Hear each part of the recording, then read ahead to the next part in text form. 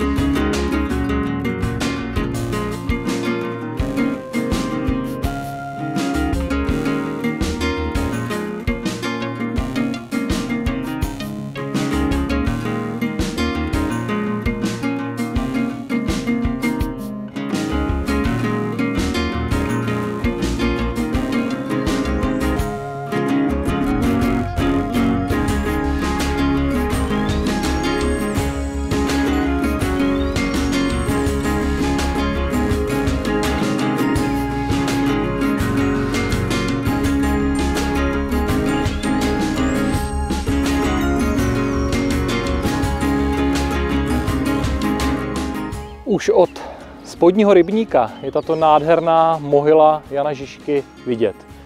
Je 16 metrů vysoká, z kamenných kvádrů, byla dokončena v roce 1925 a jejím tvůrcem je akademický sochař Emanuel Kodet.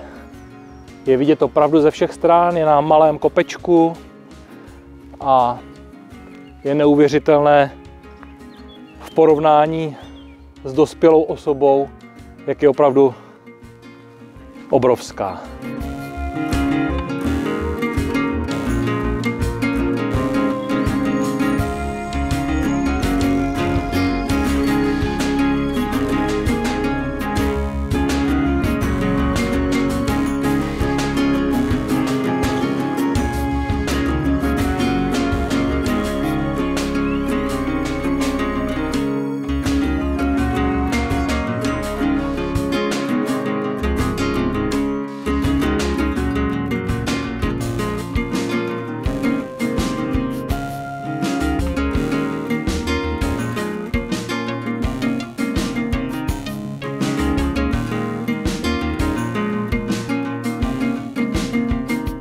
Někde v těchto místech v roce 1420, přesně 25. března, proběhla slavná bitva u Sudoměře.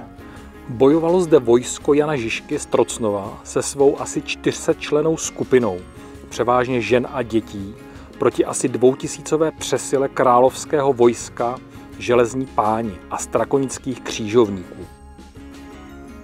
Větší a silnější armádu se podařilo odrazit za využití terénu, hráze mezi oběma rybníky, bahnitého dna vypuštěného rybníku Škaredý a vozové hradby, ze které husité pálili salvy ze střelných zbraní. Střetnutí obou protivníků bylo první větší bitvou husitských válek.